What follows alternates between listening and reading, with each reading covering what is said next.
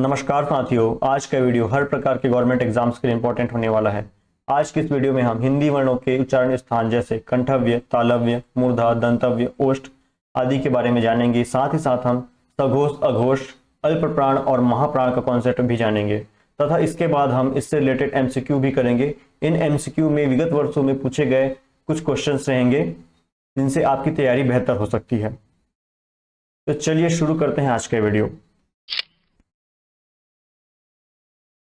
हिंदी वर्णमाला हम बचपन से पढ़ते आ रहे हैं, तो लगभग सभी को इन वर्णों का सीरीज याद होगा, जैसे क ख ग घ अंगा, च छ ज झ इया, ट ठ ड ढ अणा, त थ द ध न, प फ ब भ म। अगर आपको इन वर्णों का सीरीज अच्छे से याद नहीं है तो आप सिर्फ इन लाइन को याद कर सकते हैं।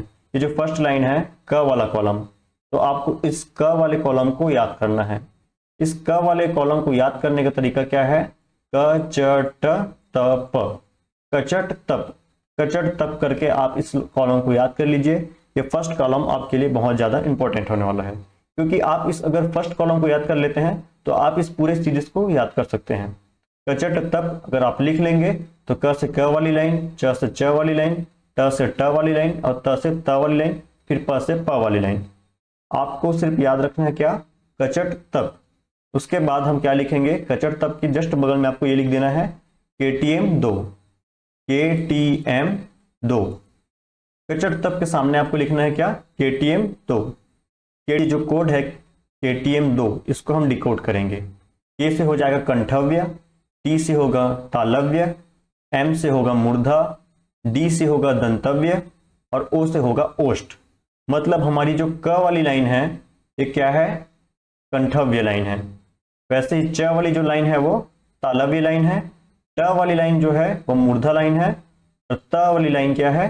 दंतव्य लाइन है और प वाली लाइन हमारी ओष्ठ लाइन है। अब इन कंठव्य, तालव्य, मूर्धा, दंतव्य और ओष्ठ का मतलब मैं आपको समझा देता हूं।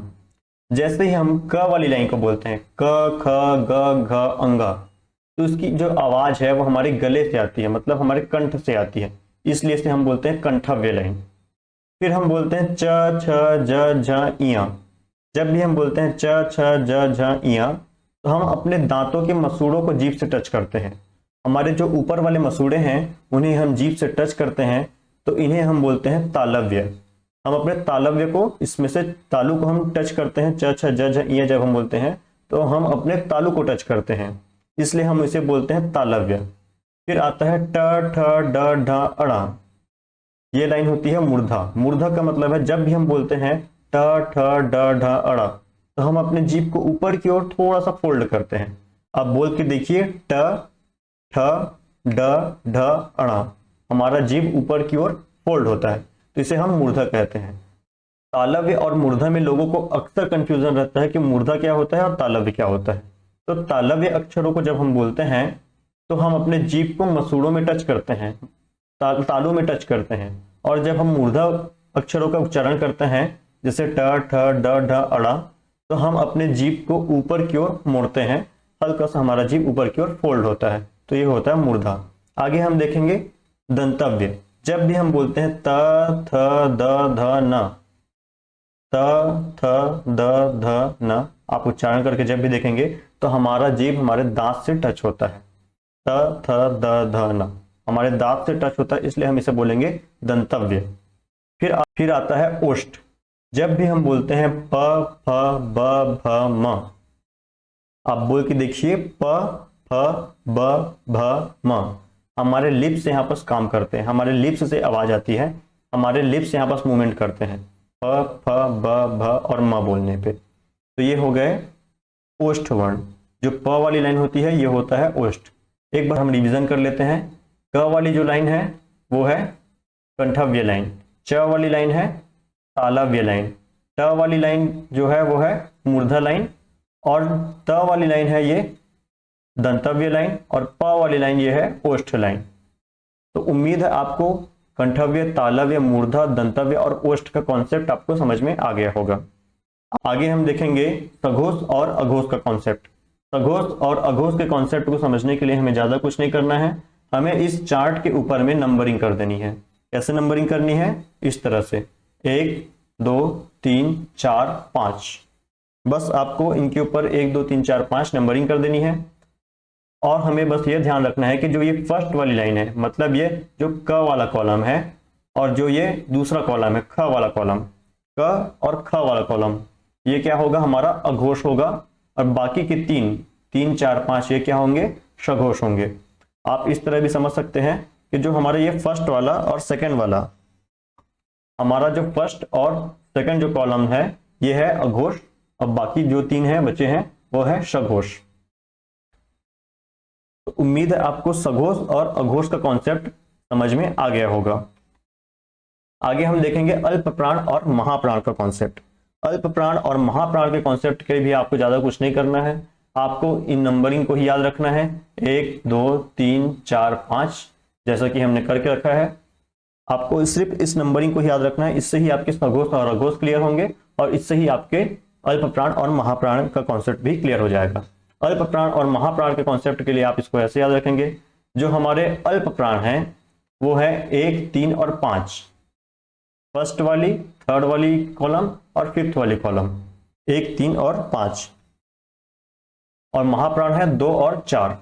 आप अल्प प्राण और महाप्राण के कॉन्सेप्ट को आप ऐसे भी याद कर सकते हैं कि जब भी आप अल्प प्राण लिखेंगे अंग्रेजी में शॉर्टकट में, तो आप क्या लिखेंगे, ALP अल्प प्राण। अल्प प्राण ALP, ALP में कितने अक्षर हैं, 3, तो 1 3 और 5।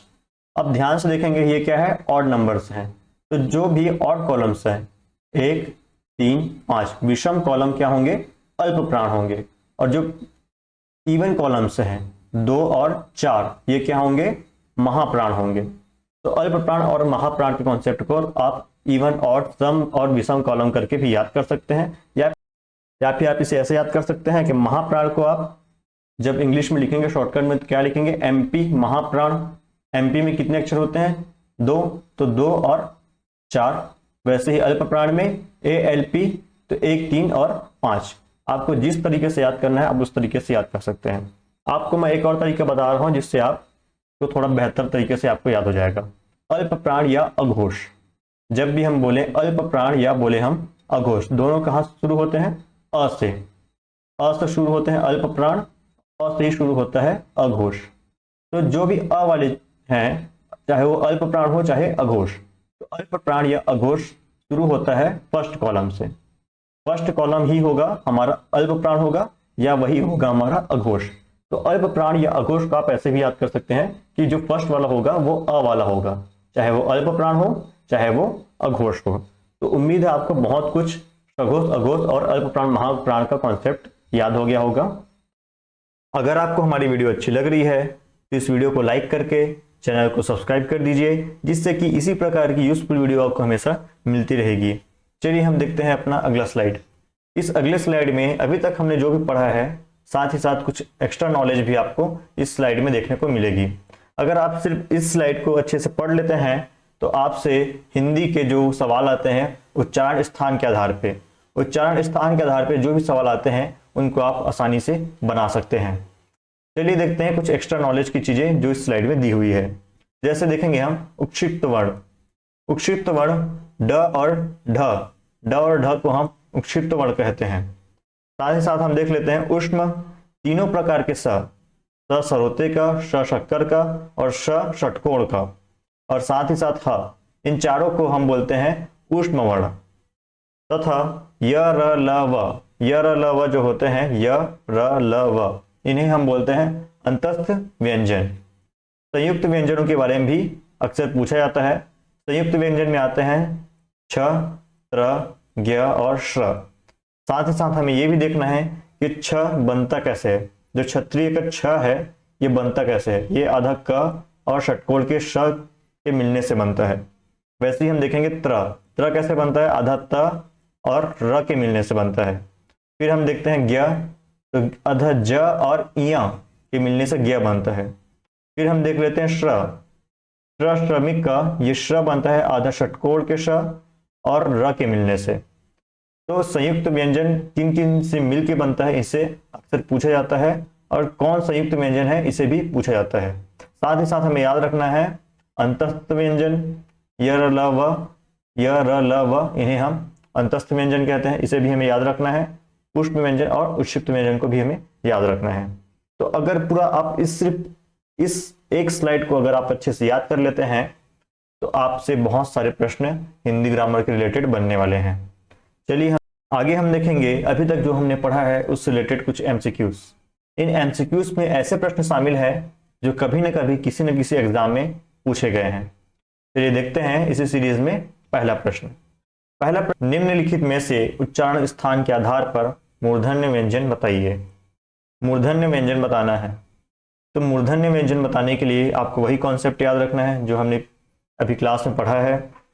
कॉन्सेप्ट क्या है? कचट तप, क च ट त और प।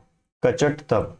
कचट तप के सामने में आपको क्या लिखना है? KTM 2, KTMDO। अब देखना है हमको मूर्धन्य वाला मतलब एम वाला। तो एम के सामने में क्या है? ट। एम के सामने में है ट। तो हमको ये देखना है कि ट वाली लाइन का कोई वर्ण इस ऑप्शन में है क्या। तो अब देखते हैं हम ट वाली लाइन क्या होगी? ट ठ ड ढ अड़ा। तो ड और ढ यहाँ पर है तो सही आंसर हमारा हो जाएगा सी। सी ऑप्शन हमारा यहाँ पर सही हो जाएगा। तो ड और ढ ये हमारा सी ऑप्शन सही हो जाएगा। एक प्रश्न मैंने आपको बना के बताया है। चलिए आप अगले प्रश्नों को बनाने का प्रयास करेंगे। दूसरा प्रश्न है निम्नलिखित में से अल्प प्राण वर्ण कौन से हैं? आप वीडियो को पॉज कर सकते हैं और अगर आपको इसका आंसर पता है तो आप कमेंट बॉक्स में लिख सकते हैं।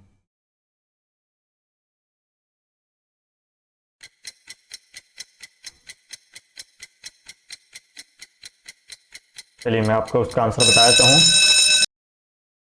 अल्प प्राण। अल्प प्राण के लिए हमको क्या करना था? हमको याद रखना था 1, 3 और 5। 1, 3, 5। तो देखते हैं 1, 3, 5 में कौन सा यहाँ पर सही आता है। एक मतलब शुरू वाला लाइन तो क और 3 क ख ग 3 इसमें आएगा। ये फर्स्ट होगा क, फिर यहाँ ग, 1 और 3। तो सही ऑप्शन हमारा होगा यहाँ पर बी। क और ग अल्प प्राण होंगे क्योंकि क एक में आता है, फर्स्ट कॉलम में आएगा, और ग थर्ड कॉलम में आता है। चलिए अगला प्रश्न है निम्नलिखित में से कंठव्य वर्ण कौन से हैं? इसका भी आंसर आप वीडियो में कमेंट के रूप में दे सकते हैं।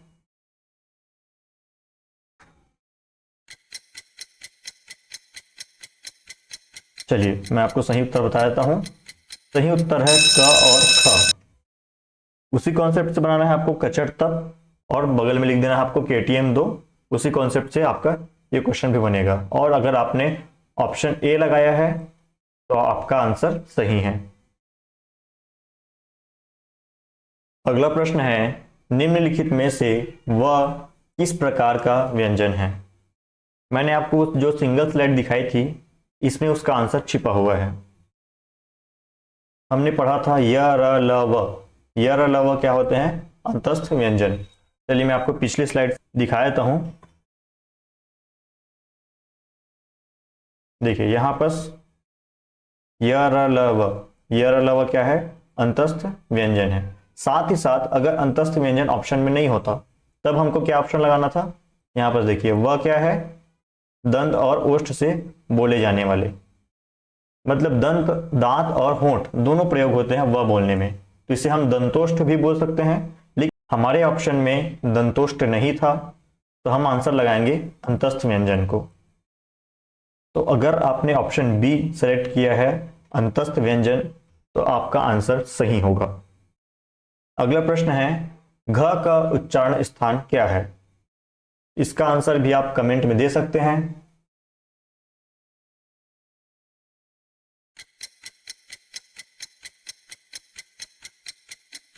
अगर आपने ऑप्शन लगाया है डी तो आपका उत्तर सही है क्योंकि घ का उच्चारण स्थान कंठ होता है। तो आज की वीडियो में बस इतना ही। जल्द ही मिलेंगे किसी नए वीडियो में। तब तक के लिए जय हिंद।